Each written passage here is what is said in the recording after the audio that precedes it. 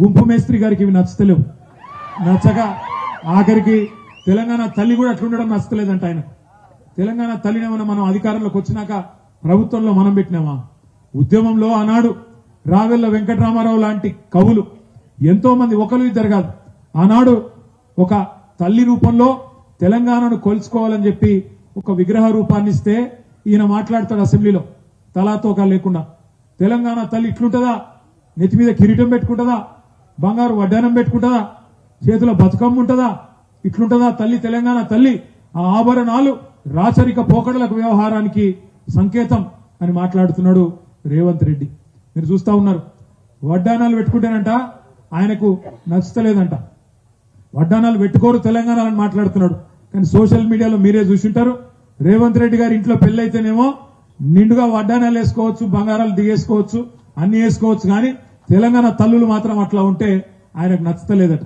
నాకు ఇంకొకటి మాత్రం అనుమానం ఉంది. ఈ మనిషి ఇదివరకు ఏం చేస్తున్నాడో నాకైతే తెలియదు, మీకే తెలవాలి. పక్కనే ఉన్న అచ్చంపేటోడు కాబట్టి మీకే తెలవాలి. సెక్రటేరియట్కి వచ్చిండు. వచ్చి ఏమంటాడు రేవంత్ రెడ్డి? లంక బిందెలు ఉంటాయనుకున్నా, ఈడ లంక బిందెలు లేవు, ఖాళీ కుండలు ఉంటాయంటున్నాడు.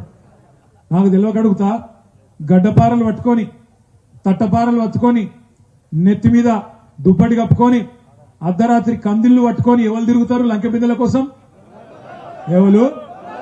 మరి వెనకటికి రేవంత్ రెడ్డి ఏం చేస్తున్నాడో నాకు తెలియదు. కానీ మరి ఇదే పని చేసినట్టున్నాడు ఇదివరకు. అందుకే లంక బిందెలు ఎత్తుకున్నాడు. ఇక లంక బిందెలు మంచిగా లేవు, ఆ లంక బిందెలు దొరకలేదని చెప్పి తెలంగాణ తల్లి మీద ఉన్న వడ్డానం గుంజుకోపోదామని చూస్తున్నాడు. ఇప్పుడు గాడికి వచ్చింది కథ. ఎందుకు చెప్తున్నా ఇవన్నీ అంటే, ఇట్లాంటి వాళ్ళు ఇవ్వాలి మన ముఖ్యమంత్రి. ఆయన చూడండి, ఆయన తెలివి ఎట్లా వాడైందంటే రాష్ట్ర గీతం అని పెట్టిండు. ఏమిటిది? జయ జయ హే తెలంగాణ తల్లి జయ కేతనం, 10 జిల్లాల నీ పిల్లలు ప్రణమిల్లే శుభతరుణం అని ఒక మంచి పాట, అందశ్రీ గారు రాసిన పాటను దాన్ని రాష్ట్ర గీతంగా పెట్టిండు. వెల్కమ్, దానిలో ఇబ్బంది ఏం లేదు. కానీ ఇప్పుడు 10 జిల్లాలు లేవు, 33 జిల్లాలనే ఆయనకు తెలియదు. సరే, అది వేరే విషయం. ఇంకొక విషయం ఏంటంటే, ఒక దిక్కేమో రాష్ట్ర గీతం జయ జయ హే తెలంగాణ, ఇంకో దిక్కేమో రాష్ట్ర అధికార ముద్రలో రాజముద్ర అంటారు కదా ప్రభుత్వం యొక్క టప్ప, ఆ టప్పలో చార్మినార్ ఉన్నది, కాకతీయ కళాతోరణం ఉన్నది. అది మంచిది కాదు, అది రాచరిక పోకడలకు నిదర్శనం అని రేవంత్ రెడ్డి మాట్లాడతాడు. కానీ ఆయనకు పాపం గుంపు మేస్త్రి కదా, విషయం తెలియదు. అందశ్రీ రాసిన పాట ఎప్పుడైనా సౌతనేమో బాగుండు, ఎన్నడు చదివినోడు కాదా, ఉద్యమం చేసినోడు కాదా, తెలియదు. ఏదో తంత గారెల బుట్టలో పడ్డట్టు వచ్చి పడ్డాడు. ఇప్పుడు అడ్డిమారి గుడ్డి దెబ్బలో వచ్చి ముఖ్యమంత్రి అయి కూర్చున్నాడు. ఏమంటున్నాడు? ఆయనకు తెలియని విషయం ఏంటంటే, అందశ్రీ రాసిన పాటలనే ఉంది. ఏమనున్నది? 10 జిల్లాల నీ పిల్లలు ప్రాణమిల్లిన శుభతరుణం అనుంది. గోలుకొండ నవాబుల గొప్ప వెలుగ చార్మినారు, కాకతీయ కళా ప్రబల కాంతి రేఖ రామప్ప అనే మాట అదే పాటలో ఉంది. ఆ సన్యాసిగా తెలియదు. ఆయన మన ముఖ్యమంత్రి, మన కర్మానికి. రాష్ట్ర గీతంలో ఉన్నదానికేమో అదే కేబినెట్ ఆమోద ముద్ర పెడుతుంది. అదే కేబినెట్ లో రాష్ట్ర అధికార ముద్రలో మాత్రం గోల్కొండ ఉండొద్దు, చార్మినార్ ఉండొద్దు అని చెప్తారు. ఆ 12 మంది కూర్చున్నారు పాపం మంత్రులు, ఒక్కలకు తెలియదు.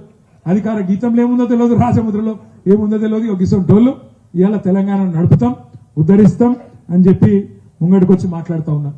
కానీ ఒకటి మాత్రం వాస్తవం, ఇవాళ ఇక్కడనే కాదు కరెంటు పోయేది, ఊరూరికి కరెంటు పోతున్నది. ఆఖరికి మా అసెంబ్లీలో కూడా కరెంటు పోతున్నది. అందుకే అసెంబ్లీలో కూడా జనరేటర్ పెట్టుకున్నారు. రేవంత్ రెడ్డి రాగానే కరెంటు వాళ్ళకు డౌట్ వచ్చింది, ఈయనతోని కాదు, ఈయన కేసీఆర్ కాదు కాబట్టి ఈయన వల్ల కాదు అని చెప్పి అసెంబ్లీలో కూడా స్పీకర్ గారికి అనుమానం వచ్చి జనరేటర్లు అన్ని తెచ్చి అసెంబ్లీ సమావేశాలప్పుడు కరెంటు పోతే ఇజ్జత్ పోతుంది కాబట్టి జనరేటర్లు తెచ్చి అక్కడ పెట్టుకునే దుస్థితి వచ్చింది. ఇప్పుడు ఇంకొక మాట మీ అందరు జాగ్రత్తగా వినాలా, మనసుకు ఎక్కించుకోవాలా, గ్రామ గ్రామాన చర్చ పెట్టాలా. మీరు మన నల్గొండ జిల్లాలో గౌరవ పెద్దలు మన పార్టీ అధ్యక్షులు కేసీఆర్ గారి బహిరంగ సభకు మీరందరూ సర్ది కట్టుకుని వచ్చినారని చెప్పి మర్రాన్ని ఇప్పుడే చెప్తా ఉండే. మీ ఉద్యమ స్ఫూర్తికి హృదయపూర్వకంగా నా ధన్యవాదాలు నేను తెలియజేస్తా ఉన్నాను. కానీ నల్లగొండలో జరిగిన సమావేశం అది కేవలం ఒక రాజకీయ సమావేశం కాదు. అది మన బతుకుదెరువు పోరాటానికి సంబంధించి ముఖ్యంగా మీ పాలమూరు జిల్లా, అదేవిధంగా పక్కనే ఉన్న నల్లగొండ జిల్లా, హైదరాబాద్ జిల్లా, రంగారెడ్డి జిల్లా, సగం ఖమ్మం జిల్లాకు సంబంధించిన రైతాంగానికి సంబంధించి ప్రజలకు సంబంధించిన బతుకుదెరువు సమస్య. ఇవాళ ఒక మాట దయచేసి జాగ్రత్తగా వినాల. పేరుకేమో పాలమూరు బిడ్డను, మహబూబ్ నగర్ బిడ్డను అని చెప్పుకొని 12 సీట్లు గెలిచి ముఖ్యమంత్రి అయిండు రేవంత్ రెడ్డి. కానీ గెలిచిన నెల రోజుల లోపల కేసీఆర్ గారు 10 ఏళ్లలో ధైర్యంగా కేంద్ర ప్రభుత్వాన్ని ఎదిరించి నరేంద్ర మోడీ ప్రభుత్వం మెడ మీద కత్తి పెట్టినా కేసీఆర్ గారు ఒప్పుకోలేదు కానీ ఈ నాయకుడు ఈయన మాత్రం ఈ ముఖ్యమంత్రి మాత్రం పోయిండు. ఆయనత సంతకం పెట్టి వచ్చిండు. కృష్ణా జలాల మీద మన తెలంగాణకుండే అధికారాలు జూరాల ప్రాజెక్టు మీద గాని శ్రీశైలం మీద గాని సాగర్ మీద గాని మనకుండే అధికారాన్ని మొత్తం కేఆర్ఎంబి ప్రాజెక్టుకు అంటే కేంద్ర ప్రభుత్వానికి దారాదత్తం చేసి మన జుట్టు ఢిల్లీ చేతిలో పెట్టి వచ్చిన దగుల్బాజీ ముఖ్యమంత్రి రేవంత్ రెడ్డి అనే మాట ఈ సందర్భంగా నేను మీకు విజ్ఞప్తి చేస్తా ఉన్నా. నేను దగుల్బాజీ అని బాధతో అంటున్నా, ఏది కోపంతోనో ఏదో ద్వేషంతోనో అంటలేను. ఎందుకంటే ఆయన కేసీఆర్ ను ఏమేమన్నాడో మీరు చూసినారు. అంతకంటే మంచి భాష నాకు కూడా వచ్చు, కానీ ఓపిక పడదాం. శ్రీకృష్ణుడు కూడా 100 రోజులు 100 పాపాలు చేసేదాకా శిశుపాలుడు ఓపిక పట్టిండు. మనం కూడా 100 రోజులు ఓపిక పడదాం, చూద్దాం. ఈ రోజు కాకపోతే తెలంగాణ రైతాంగాన్ని జాగృతం చేయాలి, చైతన్యవంతులు చేయాలి. ఏ కృష్ణా జలాలైతే ఉమ్మడి పాలమూరు జిల్లాకు ప్రాణవాయువో, ఏ కృష్ణా జలాల మీదనైతే మనం పాలమూరు రంగారెడ్డి ఎత్తిపోతల పథకాన్ని కట్టుకున్నామో ఆ కృష్ణా జలాలను ఇవాళ నరేంద్ర మోడీ ప్రభుత్వానికి తాకట్టు పెట్టడం అంటే, ఢిల్లీ చేతిలో మన జుట్టు పెట్టడం అంటే, రేపటి రోజున జూరాలలో 1 మెగావాట్ కరెంట్ ఉత్పత్తి చేయడానికి వీలు లేదు. శ్రీశైలంలో కరెంట్ ఉత్పత్తి చేయడానికి వీలు లేదు. అక్కడి నుంచి ఒక సుక్క నీరు తీసుకోవాలంటే వాళ్ళ పర్మిషన్ కావాలా, ఉత్తరం రాయాలి. అసెంబ్లీలోనేమో బుకాయిస్తాడు రేవంత్ రెడ్డి, మేము ఇయ్యనలేదు, మేమెక్కడిచ్చినాం ఇయ్యలేదు అని అసెంబ్లీలో బుకాయిస్తాడు. కానీ నిన్న రేవంత్ రెడ్డి గారి అధికారిక ప్రకటన చూడండి, పేపర్లలో చూడండి. ఆయనే చెప్పిండు నిన్న, ఎండాకాలం వస్తున్నది, కేఆర్ఎంబికి ఉత్తరం రాయండి, మంచినీళ్లు విడుదల చేయమని చెప్పి కేఆర్ఎంబికి ఉత్తరం రాయండి అని చెప్పి చీఫ్ సెక్రటరీకి ఇరిగేషన్ అధికారులకు ముఖ్యమంత్రి ఆదేశం ఇచ్చిండు అని చెప్పి పేపర్లలో వచ్చింది. నువ్వు అప్పచెప్పిన మాట అబద్ధమైతే, నువ్వు అప్పచెప్పిన మాట వాస్తవం కాకపోతే ఇవాళ కేఆర్ఎంబికి ఉత్తరం రాసి నీళ్లు అడుక్కునే దుస్థితి ఎందుకు వచ్చింది చెప్పు రేవంత్ రెడ్డి పాలమూరు ప్రజలకని చెప్పి నేను డిమాండ్ చేస్తా ఉన్నా. అంటే అయితే అసెంబ్లీలో అబద్ధం చెప్పినావు, లేదా నిన్న వచ్చిన నీ పత్రికా ప్రకటన అన్న అబద్ధం, ఈ రెండిట్ల ఏది నిజం ఏది అబద్ధం చెప్పాలా రేవంత్ రెడ్డి అని చెప్పి కూడా నేను అడుగుతా ఉన్నా.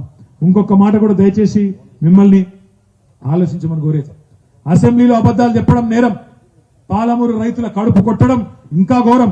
మరి ఈ రెండిటి పాపాన్ని కూడా వచ్చిన 2.5 నెలల్లోనే నెత్తిన పెట్టుకున్నాడు రేవంత్ రెడ్డి కాంగ్రెస్ ప్రభుత్వం.